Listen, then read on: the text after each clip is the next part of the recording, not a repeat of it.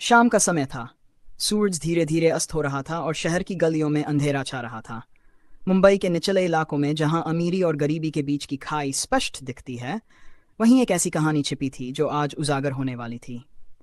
रवि एक साधारण taxi driver था, जिसने अपना जीवन संघर्ष और कठिनाइयों में बिताया था। उसकी बीमार माँ और छोटी बहन की देखभाल के लिए वह दिन रात मेहनत करता था, परंतु उसकी शांत और सरल जिंदगी अचानक बदलने वाली थी। उस रात रवि की टैक्सी में एक अजनबी व्यक्ति बैठा।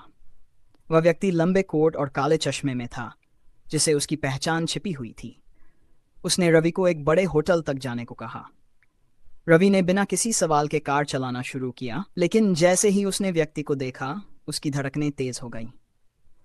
व्यक्ति के हाथ में एक भारी बैग था, जिससे रवि को शक हुआ। होटल पहुंचने पर व्यक्ति ने बैग छोड़ते हुए रवि से कहा, इस बैग को छुपा दो। इसमें जो है उसके बारे में किसी को मत बताना। अगर तुमने ऐसा किया तो तुम्हारी माँ और बहन का क्या होगा, ये सोच लो। रवि की आंखों में डर और संशय था। वह समझ नहीं पा रहा था कि क्या करे। उसकी आंखों के सामने अपनी माँ और बहन का चेहरा घूम रहा था। उसने बैग उठाया और गाड़ी में छुपा दिया। अगले दिन शहर के बड़े अखबारों में एक बड़ी खबर छपी, हीरे की चोरी। शहर में हलचल। चोरी हुए हीरों का जिक्र था और पुलिस अपराधियों की खोज में लगी थी। रवि को समझ में आ गया कि वह अनजाने में एक बड़े अपराध का हिस्सा बन चुका है। वह डर और पश्चाताप के बीच फंसा हुआ था। उसे यह समझ नहीं आ रहा था कि वह पुलिस के पास जाए या उस अजनबी से निपटे। इसी बीच उसकी टैक्सी का पीछा कर रही एक कार ने उसका रास्ता रोक दिया। कार से वही अजनबी बाहर निकला और उसने रवि से कहा, तुमने सही फैसला किया। अब तुम इस खेल का हिस्सा हो। रवि को महसूस हुआ कि उसकी जिंदगी हमेशा के लिए बदल चुकी है, लेकिन वह हार मानने वाला नहीं था। उसने तय किया कि वह इस अपराध से बाहर निकलेगा और अपनी माँ और बहन को सुरक्षित रखेगा। अब उसे न केवल पुलिस से बचना था, बल्कि उस अजनबी से भी, जिसने उसे इस अंधेरी दुनिया में धकेल दिया था। क्या रवि इस अपराध की दुनिया से खुद को निकाल पाएगा? क्या वह उस अजनबी को मात दे सकेगा, या फिर वह हमेशा के लिए इस अपराध के जाल में फंस जाएगा? रवि अब पूरी तरह अपराध की जटिल दुनिया में फंस चुका था। उसने उस बैग के भीतर छिपे हीरों को नहीं देखा था, लेकिन उसे अब पूरी तरह यकीन हो गया था कि वह चोरी के हीरे हैं। उसकी जिंदगी जैसे ठहर सी गई थी। हर कदम पर उसे लग रहा था कि पुलिस उसका पीछा कर रही है और अजनबी की निगाहें भी उस पर हैं। उस रात जब वह घर पहुंचा, तो उसकी माँ ने उसकी आंखों में छिपा तनाव महसूस किया। रवि ने माँ को कुछ नहीं बताया, लेकिन उसकी आंखों में घबराहट थी। छोटी बहन भी चुपचाप उसे देख रही थी, जैसे कुछ बड़ा होने वाला हो। रवि को अब समझ में आ चुका था कि उसे जल्द ही कोई कदम उठाना होगा। अगले दिन रवि ने एक साहसी कदम उठाया।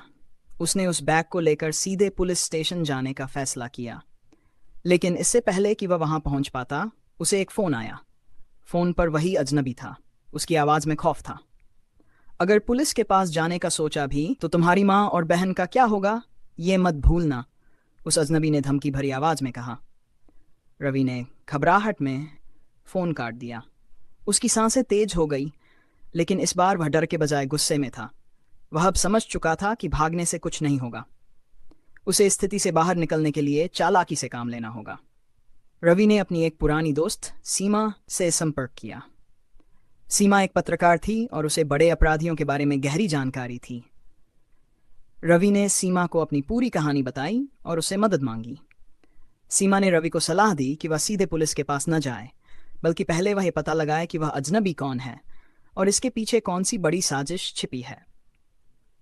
सीमा की मदद से रवि ने उस अजनबी का पीछा करना शुरू किया।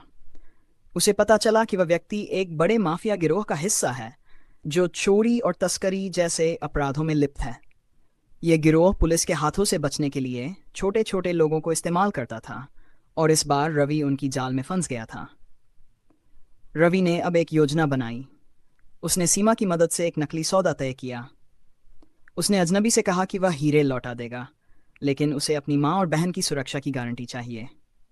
अजनबी ने जब यह सुना तो वह मान गया और सौदा एक सुनसान जगह पर करने की बात कही। रवि वहां पहुंचा, लेकिन सीमा ने पहले से पुलिस को सूचना दे दी थी।